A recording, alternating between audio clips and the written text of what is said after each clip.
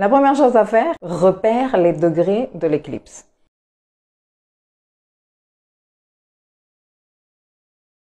Comme c'est une éclipse lunaire, parce qu'ici on est en train d'aborder une éclipse lunaire et des clés d'interprétation d'une éclipse lunaire, eh bien, où est-ce que la lune va se tenir? Une éclipse lunaire se tient toujours en pleine lune. Toute pleine lune, c'est le soleil d'un côté, la lune en face, dans un même axe de signes opposés et complémentaires.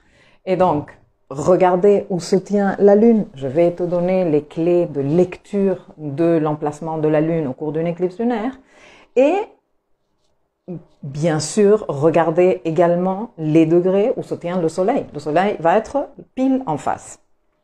Point numéro 2. Repérer ces degrés dans ta roue, non seulement parce que, ah tiens, c'est dans ce coin de main, mais pour voir dans quel axe de maison se tient cette situation. Ok?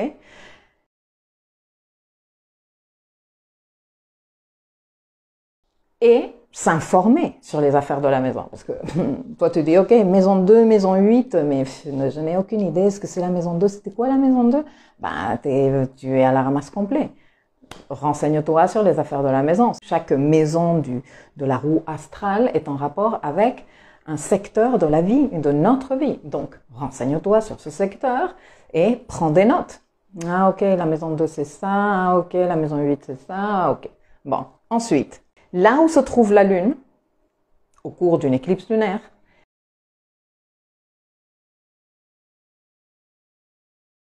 nous, on va être en train de prendre conscience de situation. Bon, ça c'est par défaut lors de toute pleine lune, hein, ne doit pas être éclipsée.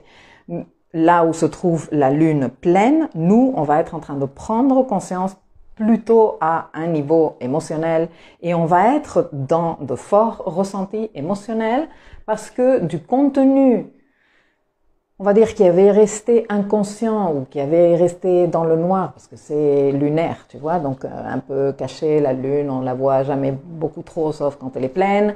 Donc voilà, un contenu émotionnel qui n'avait pas été forcément présent ou ressenti va émerger, on va en prendre conscience.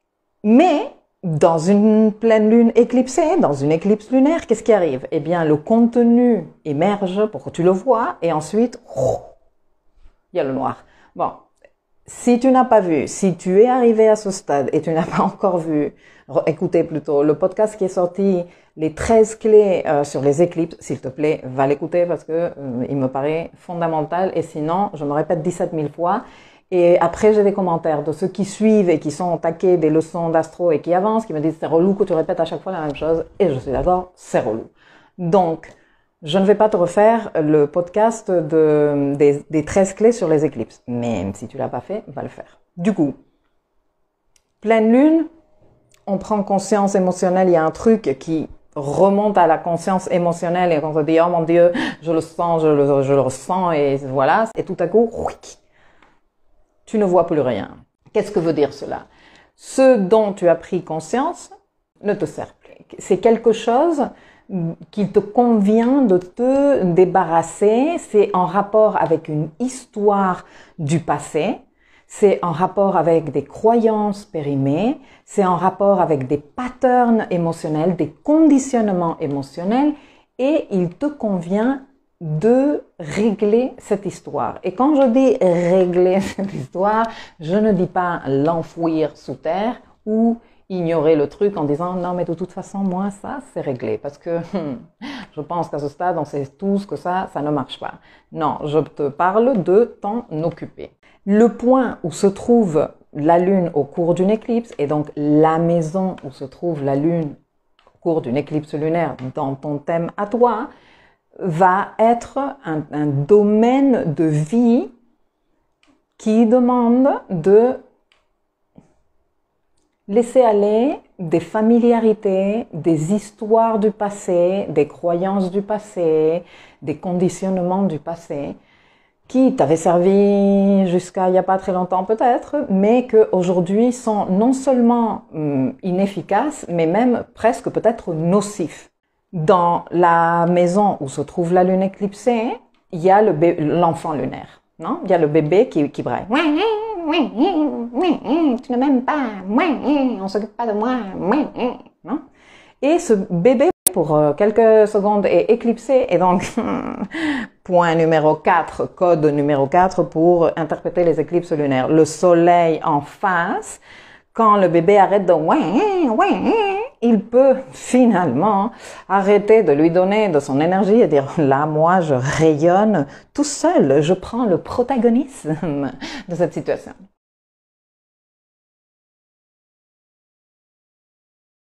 Ce qui veut dire que, à un niveau symbolique, le côté où se trouve le soleil, le domaine de vie où se trouve le soleil au cours d'une éclipse, a l'opportunité, si on fait l'élimination de conditionnement du côté de la Lune, de voir un essor, de voir un développement.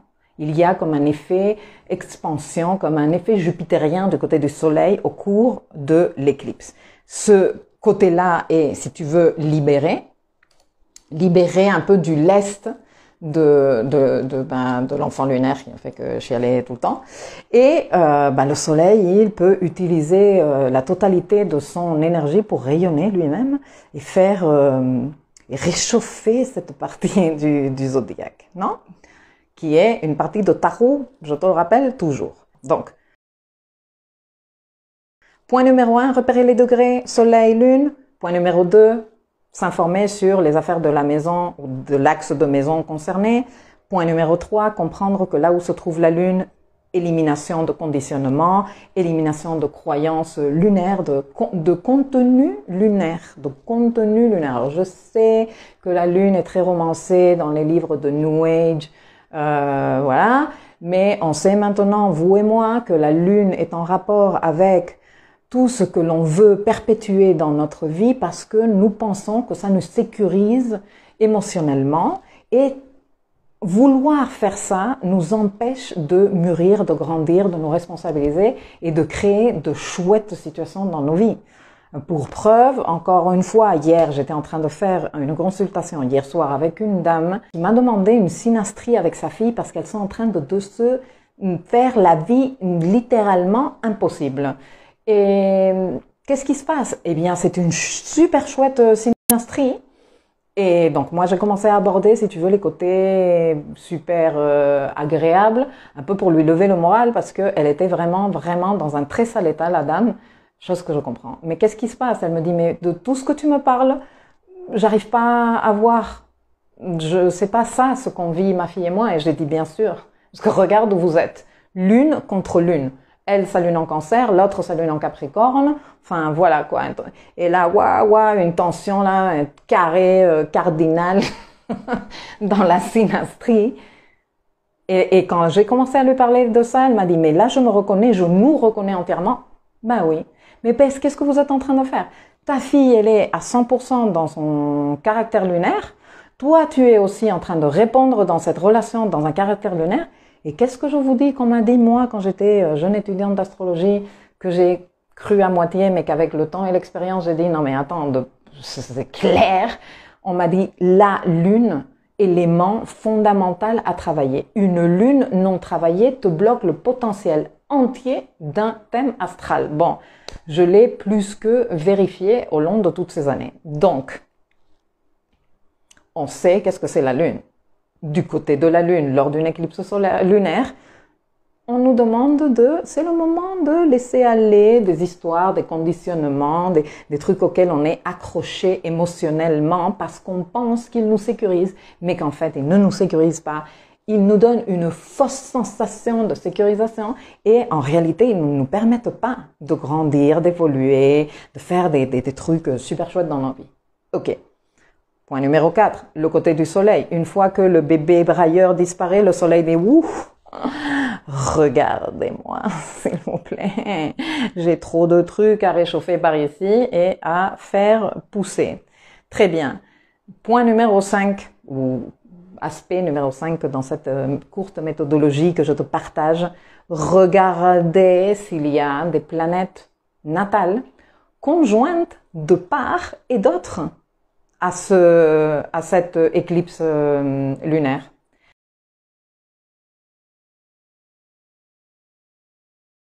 Si la planète natale est conjointe du côté de la Lune, cette planète est en rapport avec les conditionnements, les récits du passé, les croyances périmées que nous sommes appelés à lâcher.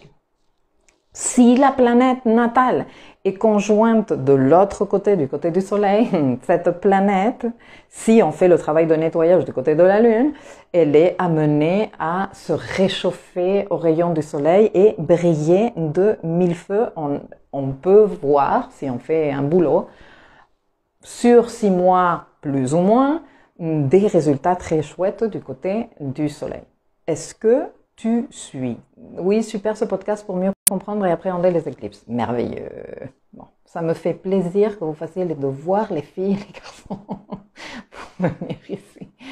J'ai Uranus à 20 du Scorpion en maison 5. Alors, pour les planètes conjointes, s'il vous plaît, messieurs, mesdames, 3 degrés d'orbe, pour moi, c'est parfait pour une éclipse. Allez, 5 degrés d'orbe, mais vous n'allez pas, plus l'orbe est large, et surtout quand on parle d'éclipse, plus l'orbe est large, plus les effets vont être estompés. Et au contraire, plus l'orbe est serré, plus vous allez voir les effets puissants. Donc, voilà. Pauline, oui, passionnant. Bon, dans la leçon qui vient d'être publiée, vous avez encore plus de détails. Hein. Lilith aussi, Chiron aussi. Tout code qui soit de ta carte, qui soit conjoint à l'éclipse, est à considérer dans l'interprétation de l'éclipse. Point numéro 6 et le dernier truc à considérer lorsqu'on est en train de faire l'interprétation d'une éclipse. Tenir compte du climat astral, c'est-à-dire dans le climat qui entoure et l'actualité astrologique qui accompagne l'éclipse, eh bien les planètes sont quelque part dans le zodiaque. Et nous nous intéressons à ces planètes-là. Nous nous intéressons principalement aux planètes maîtresses des signes où se tient l'éclipse, surtout pour une éclipse lunaire du côté où se trouve la Lune et pour une éclipse solaire du côté où se trouve le Soleil. Bon, une éclipse solaire, c'est une éclipse de nouvelle Lune, donc Soleil et Lune sont ensemble. Mais de ça, on parlera dans 15 jours. On fera plus ou moins la même histoire. Donc, qu'est-ce que je vais faire maintenant? On va aller axe de maison par axe de maison, en train de comprendre qu'est-ce que cette éclipse demande de toi en fonction de l'axe où se trouve, où se tient l'éclipse pour toi. Quel est le travail qui est demandé de toi pour que tu puisses t'accompagner mieux, que tu comprennes un peu mieux ce qui se présente à toi, etc., etc. Alors, AG Carotte, explique-moi, qu'est-ce que tu veux dire quand tu dis que tu croyais qu'on devait aller vers le nord? Répondons aux questions parce que c'est important de clarifier les amalgames. Éclipse lunaire, soleil en face de la lune, ok? Là où se tient la lune, nous devons éliminer quelque chose. Là où se tient le soleil, nous avons la possibilité de développer quelque chose. Vous êtes peut-être mélangés parce que du côté de la Lune se tient le nœud nord et du côté du Soleil se tient le nœud sud. Il y a, je pense, j'attends quand même la réponse de Sophie, mais ne pas mélanger les pinceaux, ne pas mélanger les pinceaux. Le nœud sud n'est pas un truc à fuir absolument tout le temps, non. Le nœud sud et le nœud nord sont un tandem de points énergétiques qui nous permettent de faire un travail évolutif et karmique. Il faut pas fuir le nœud sud. Il faut apprendre à utiliser le nœud sud en explorant ce qu'il y a dans le nœud nord. Le nœud sud n'est pas à fuir, le nœud sud n'est pas à tout le temps éliminer là-dedans. Non, ce qu'il y a à éliminer dans le nœud sud, c'est notre pli. Dans le nœud sud, nous avons un pli karmique, parce que nous avons répété et répété de façon automatique des situations là-dedans. Nous sommes comme dans la roue du hamster dans le nœud sud.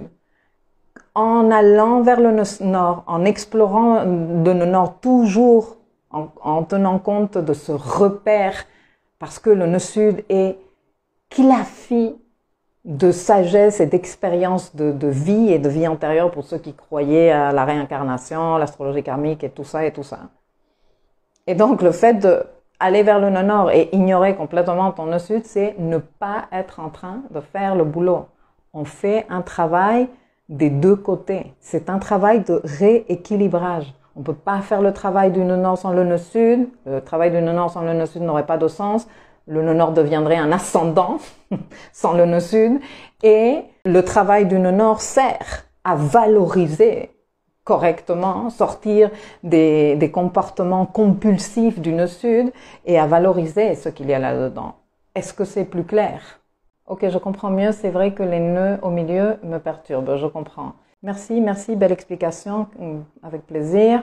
Et Aurélia, merci. Ici, je précise, s'il vous plaît, quelque chose de super important. Les filles, les garçons. Il n'y a pas d'éclipse lunaire. Il n'y a pas d'éclipse solaire. Il n'y a pas d'amas planétaire en trigone à Jupiter et en triple saut mortel à Vénus qui va faire le travail pour vous.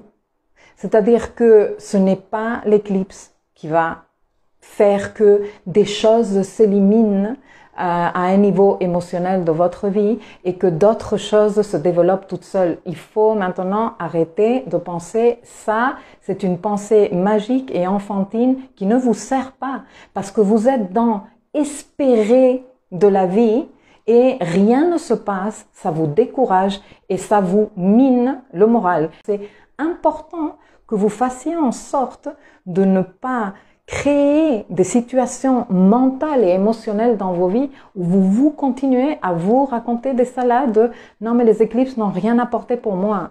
Les éclipses sont des points comme s'il y avait un trampoline évolutif karmique.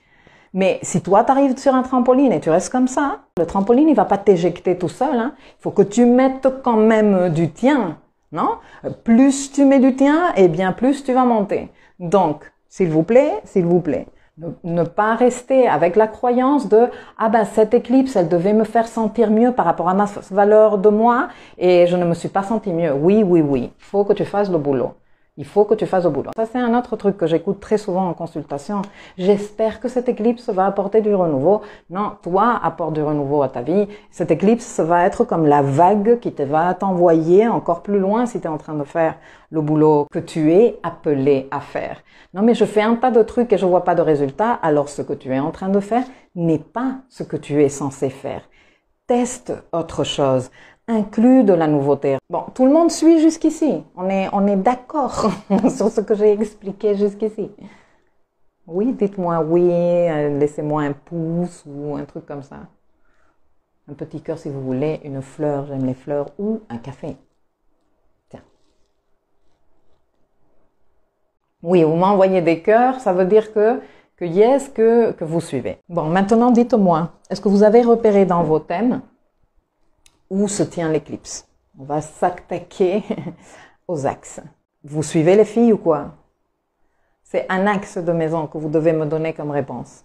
Et si vous avez des planètes, conjointes ou quoi et à quoi? Céline, c'est la première qui m'a donné l'axe complet. Maison 1, maison 7. Et bon, c'est très bien parce que nous allons commencer avec le premier axe de maison. Comme ça, on va en ordre parce que mon ascendant psychorigide en Capricorne, eh bien, il aime faire comme ça.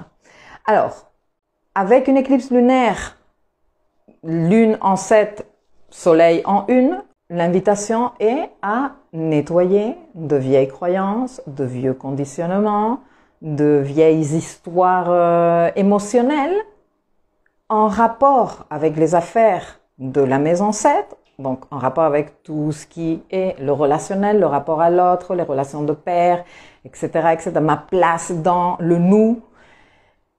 Et si ce travail se fait correctement, du côté de la maison 1, parce que c'est là où le soleil est dans cette éclipse lunaire, nous allons avoir la possibilité d'un développement des affaires de la maison 1, d'un plus grand rayonnement de l'expression de soi, parce que la maison 1 est en rapport avec ça, l'expression de soi, l'affirmation de soi, ce qui est important pour soi. Et comment on met ça comment on met cette attitude dans tout ce que l'on entreprend dans la vie, dans tout ce que l'on fait, comment on se présente aux situations de la vie. La maison 1 nous représente pratiquement nous. Et l'identité que nous avons de nous-mêmes, tu vois ce que je veux te dire? Comment nous voyons nous-mêmes et comment on essaye de projeter ce que nous sommes. C'est ça, toutes les affaires de la maison 1. Du coup, éclipse lunaire en 7, élimination de croyances handicapantes en 7, élimination de situations émotionnelles et conditionnements qui sont nocives pour les affaires de la maison 7, et donc qui certainement participent à une mauvaise qualité de ces histoires-là. Et de l'autre côté, rayonnement du moi. Donc, du côté du nous, on élimine des salades qu'on se raconte depuis la nuit des temps. Et du côté du moi, on rayonne. Ok? Céline, ça me parle. Merveilleux. On a fait l'axe 1, 7.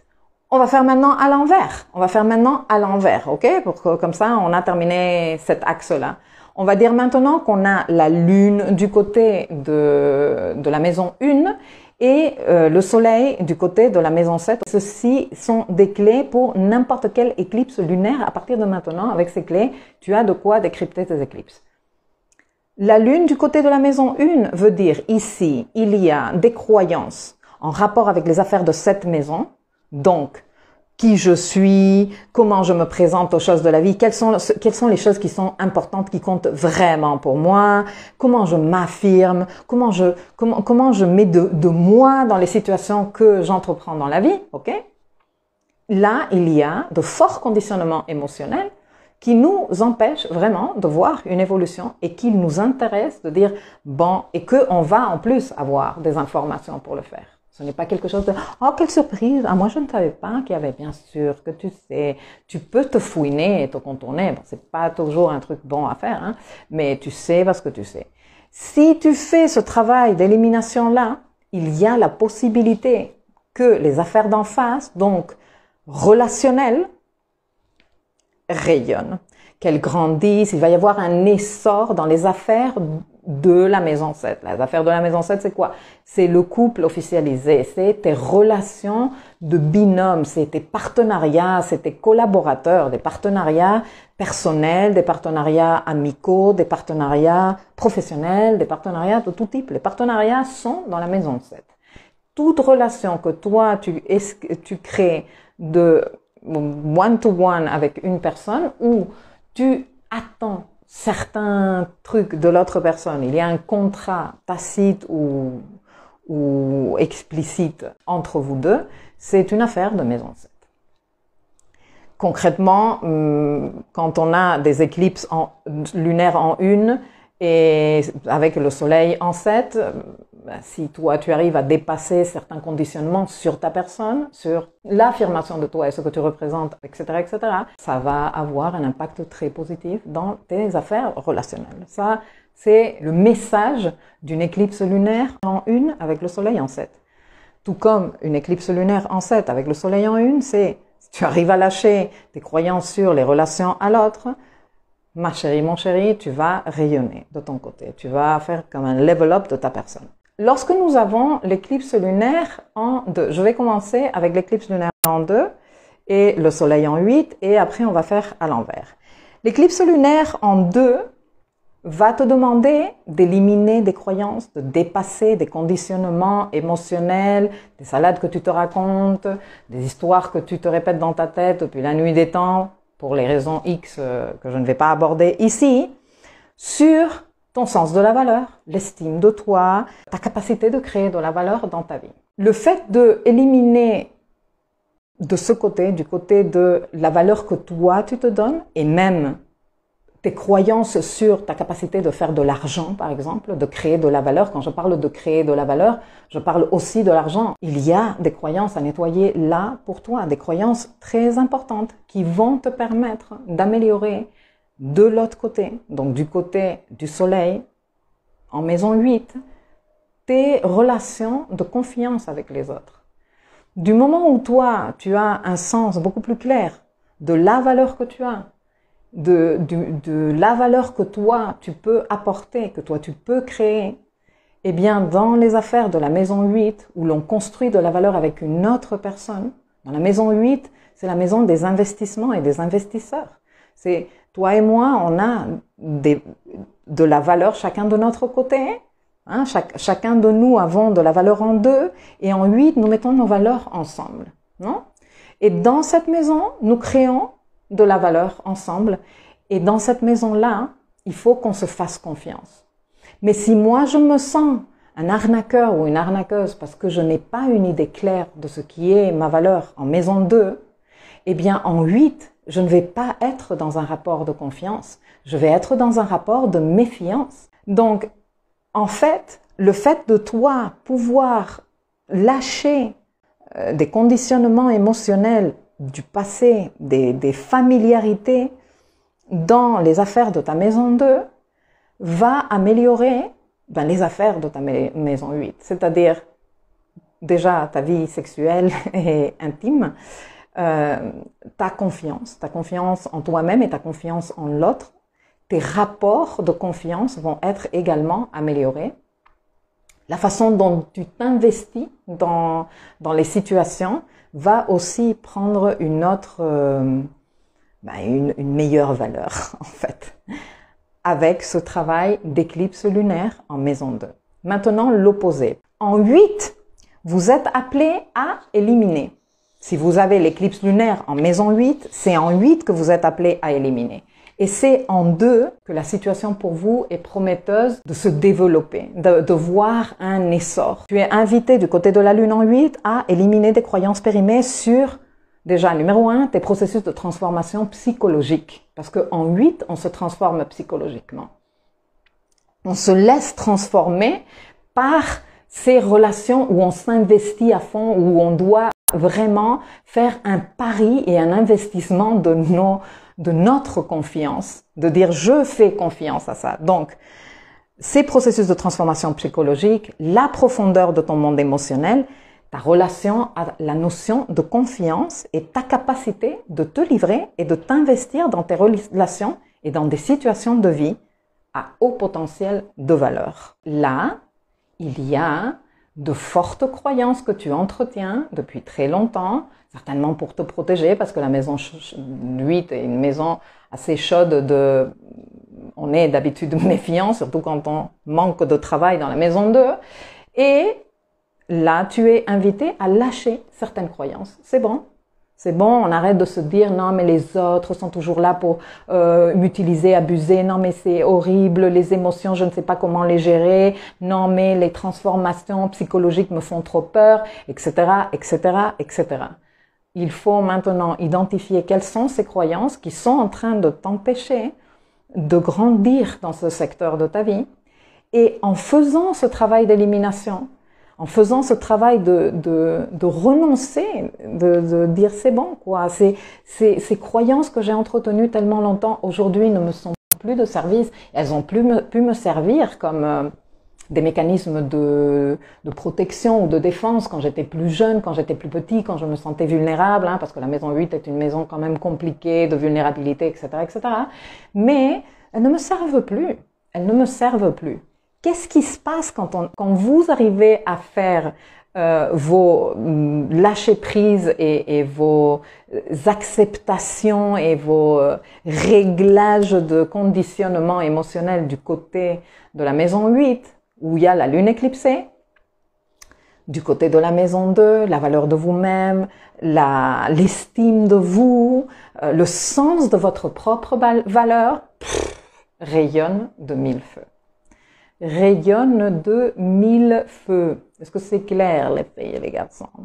Acte Fatme, c'est clair. Merveilleux. Bon, nous allons passer donc à l'axe 3-9. Lune éclipsée en maison 3. Qu'est-ce que c'est la maison 3? La maison 3 est en rapport avec notre monde mental, c'est en rapport aussi avec notre mentalité, c'est en rapport avec l'emploi que nous faisons de nos compétences d'apprentissage, de nos compétences mentales aussi. C'est une maison très mercurienne, mais c'est aussi, disons, comme le domaine de notre vie très en rapport avec notre monde local, avec les trucs que l'on fait dans notre quartier, les personnes que l'on rencontre plus ou moins dans notre monde local quand on ne doit pas voyager de très longues distances. C'est aussi, par exemple, c'est en rapport avec nos frères et sœurs, c'est aussi fortement en rapport avec nos processus d'apprentissage. Donc là, tu es invité à éliminer des croyances sur ta capacité d'apprendre et de retenir, par exemple, sur tes compétences intellectuelles, par exemple,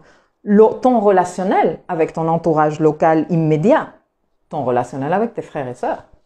C'est peut-être le moment de commencer à laisser aller des croyances qui ne t'aident pas dans ta relation avec tes frères et sœurs.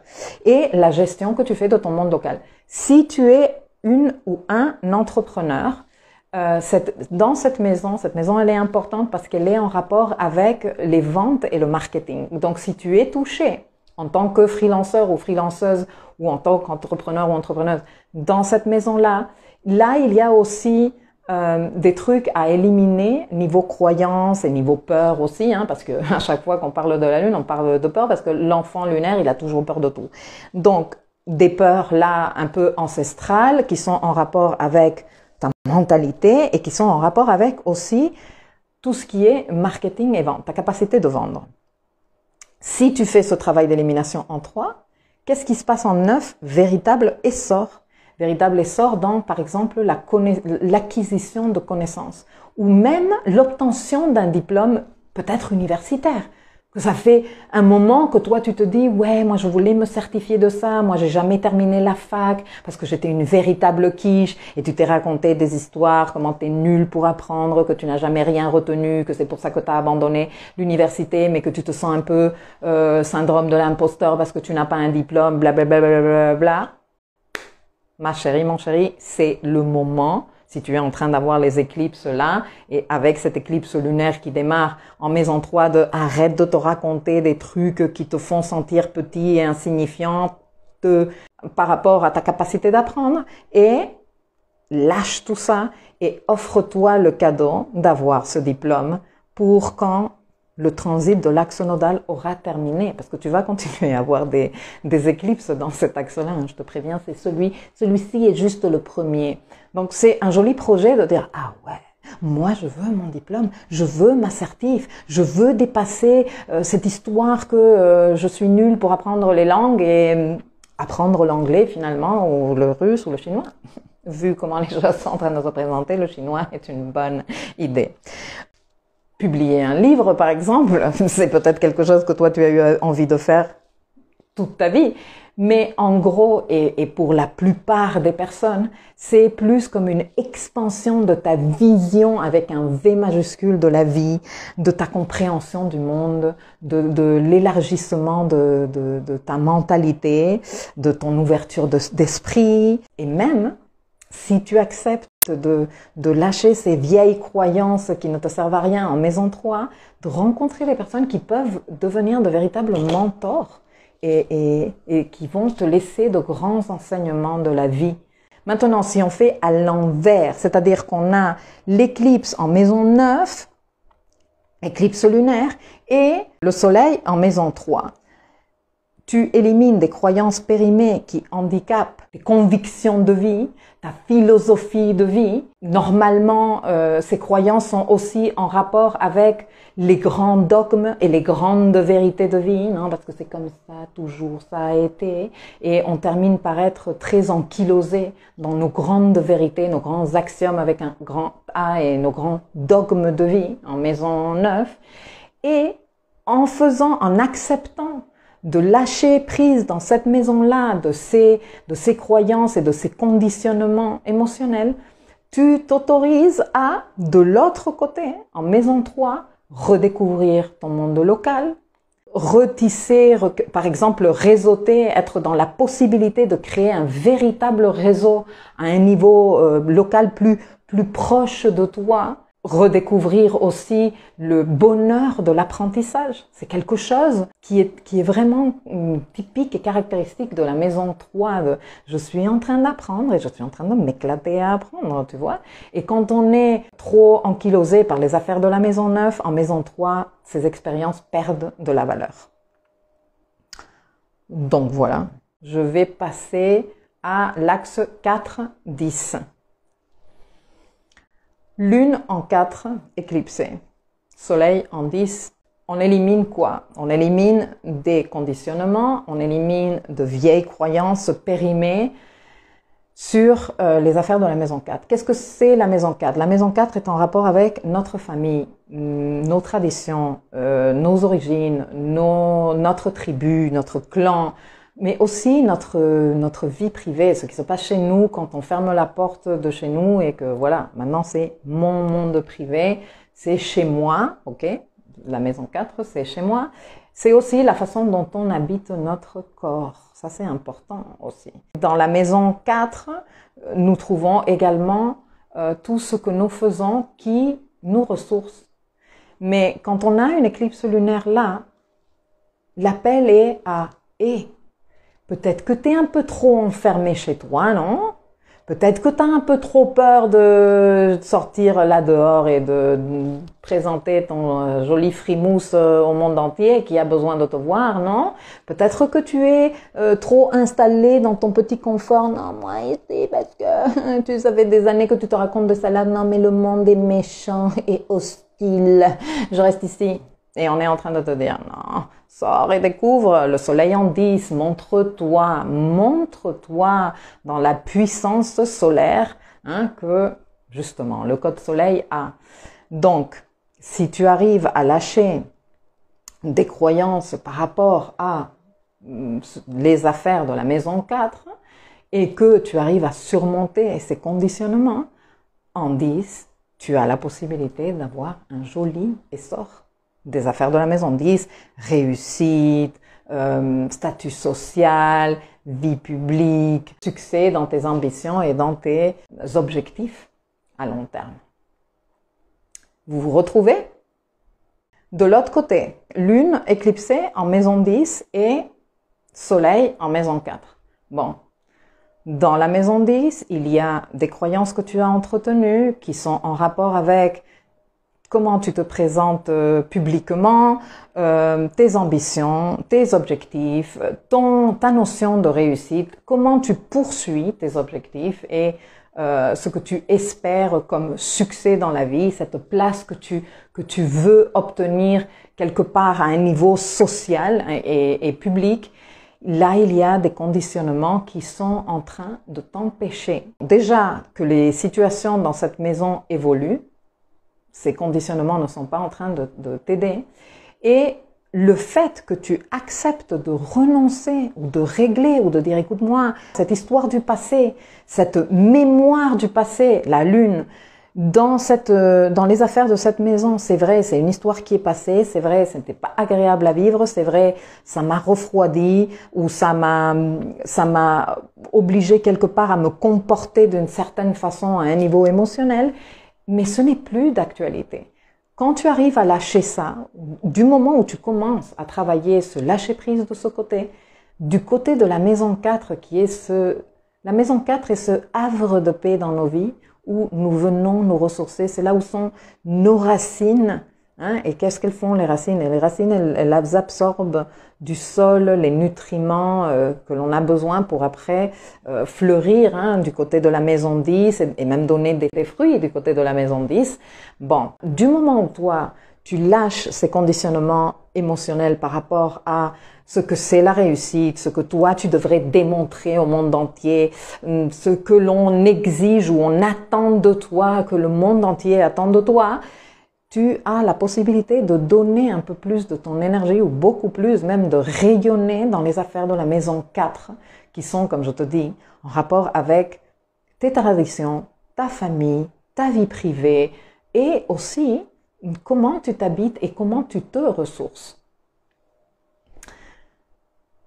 Astrid, oh, c'est mon axe. Merveilleux. Marie, super explication. Moi, je suis axe 2-8, très clair. Merveilleux. Ensuite, axe 5-11 et vous êtes plusieurs à être dans ce cas de figure parce que je vous ai vu. Si la pleine lune sera dans ta maison 12, ce n'est pas l'axe 5-11. Ce sera l'axe 6-12. Lorsque l'éclipse lunaire, est-ce que moi je répète et je répète, pour que vous n'oubliez pas qu'ici on n'est pas en train d'étudier les éclipses solaires, hein, ça on va le faire dans la séance prochaine. Ici on est en train d'expliquer et de décrypter une éclipse lunaire et j'espère que vous prenez bien note pour toutes les autres éclipses lunaires qui s'en suivront. Là, l'éclipse lunaire en 5. Cette éclipse qui arrive nous dire « et détends-toi » et profite de la vie et intègre un tout petit peu plus le côté ludique et le côté de t'éclater dans tout ce qui est en rapport avec ce qui est jouissif dans ta vie. Hein? Tes processus créatifs sont jouissifs dans ta vie, donc vis-les dans cette jouissance. Ton œuvre avec un EU majuscule ou E dans l'eau majuscule, pardon, c'est ta plus grande création.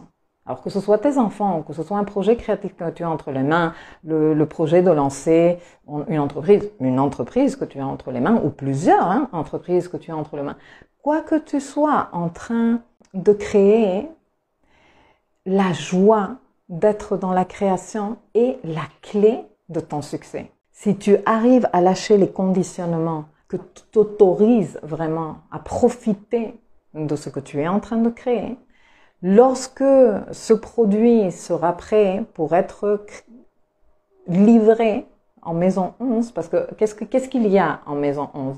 La maison 11, c'est la maison de nos idéaux.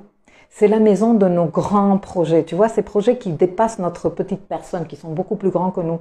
C'est aussi la maison des groupes de personnes avec lesquels on travaille, par exemple notre équipe de travail, mais c'est aussi la maison de nos groupes d'amis, où quelque part, ce que nous faisons en maison 5, non, nous jouissons de la vie et nous nous éclatons de la vie, nous avons une meilleure qualité de nous à apporter à ces groupes d'amis quand on les rencontre. Mais la maison 11 est aussi la maison du collectif, de l'humanité entière. Comme je te disais, ce qui dépasse notre petite personne. Si tu es, par exemple, véritablement un artisan, en maison 5, tu fabriques tes créations et en maison 11, tu trouves les personnes qui veulent acheter ces créations, qui s'intéressent à ton art ou à ce que tu crées, ou si ce que tu fais, c'est écrire des livres, des lecteurs, ou si ce que tu fais, c'est faire des conférences, ton audience. Tout ça se trouve en maison 11. Si toi, tu acceptes de te détendre du slip dans la maison 5 et de lâcher ces conditionnements émotionnels où tu te auto-exiges des trucs qui n'ont rien à voir, et voilà, profite d'un peu de la vie. En 11, tu peux voir un joli rayonnement. Donc, c'est certainement, tes acheteurs, tes clients verront cette luminosité dans l'art que tu fabriques, ou voilà, ce genre de choses. De l'autre côté, c'est-à-dire la lune en 11 éclipsée, donc le travail de lâcher prise émotionnelle du côté de la maison 11 et le soleil rayonnant en 5. La lune en 11, c'est des croyances limitantes, c'est des conditionnements émotionnels en rapport avec des histoires que tu te racontes sur tes idéaux, sur tes projets de grande envergure et même sur quelque part ta place ou ta relation avec les groupes de personnes avec lesquels tu potentiellement construis aussi ou oui, avec lesquels ça représente un peu des partenaires. C'est pas les mêmes partenaires que dans la maison 7 parce que les partenaires de la maison 7 c'est toi et moi.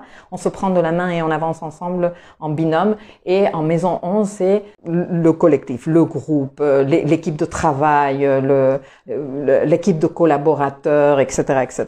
Si toi tu acceptes de lâcher là des idées et des croyances limitantes, émotionnelles, des trucs que tu t'es répété depuis longtemps parce que tu as des expériences passées, ça fait partie de ta mémoire du passé, mais ça ne te sert plus, tu vas pouvoir voir un rayonnement et un essor, un développement, une évolution des affaires de ta maison 5. Donc une plus grande créativité, une plus grande connexion et flow créatif, une plus grande jouissance de la vie, une attitude de profiter des affaires de la maison 5, qui d'ailleurs étant considérée une maison de l'amour, si tu es dans l'ouverture de rencontrer quelqu'un et tu vois que ça coince, eh bien décoince-toi en maison 11 et tu vas voir comment en maison 5 les choses commencent à se décoincer également. Ok. Hadim, oh que oui, ça me parle vraiment. Merveilleux. On t'écoute religieusement, dit Rinsin. C'est très bien. J'adore le truc de religieusement. Bon, attendez, je lis une participation importante sur les maisons 5-11 parce que c'est en lien. Alors, Hadim. Oh là là, j'ai un rendez-vous pour justement un projet pour gérer une exploitation hôtelière. J'y cours et je révisionne la vidéo pour tout noter. Je comprends mieux cette éclipse. Moi, j'adore quand en consultation ou en séance de formation ou quoi que ce soit, les gens comprennent et ont comme « Ah oui, j'ai mon information de l'éclipse ». Ceci ne veut pas dire que si toi, le truc, il n'a pas encore fait son parcours, je suis à la ramasse, je ne m'en sors pas, j'ai pas compris. Parce que tant que la saison d'éclipse est en cours, nous avons ces moments où nous sommes en train de recevoir des informations émotionnelles, etc., des situations qui se parlent, des personnes qui ont des conversations, des trucs que l'on voit, par exemple, dans les pubs. On est en train de feuilleter un magazine de l'an 82 chez le dentiste, parce que s'il vous plaît, les dentistes, mettez à jour vos magazines. Et là, on voit un message qui résonne très fort avec peut-être ce que j'ai dit au cours de cette vidéo ou un truc comme ça. Et tout ça est un contenu très intéressant à utiliser, ok? Mais ne te mets pas la pression si t'as pas compris là tout de suite, ok? Tu vas comprendre, fais-toi confiance. En tout cas, et pour terminer, les éclipses maison 6-12. La lune en maison 6, éclipsée, c'est ici, il faut lâcher des croyances, des conditionnements émotionnels en rapport avec les affaires de la maison 6. La maison 6, qu'est-ce que c'est? La maison 6, c'est notre quotidien, nos routines, les rituels qui font partie de notre quotidien. C'est aussi la gestion de notre santé.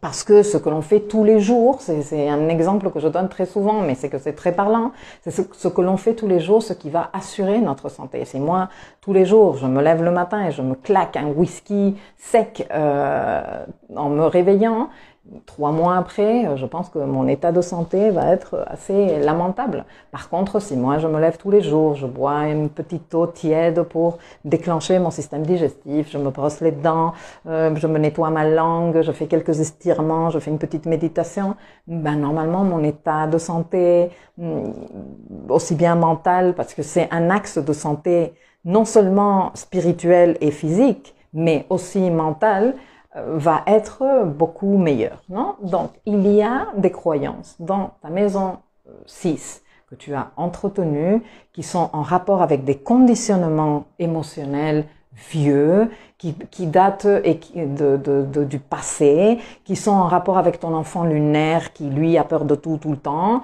et qu'il ne faut certainement pas le croire les yeux fermés.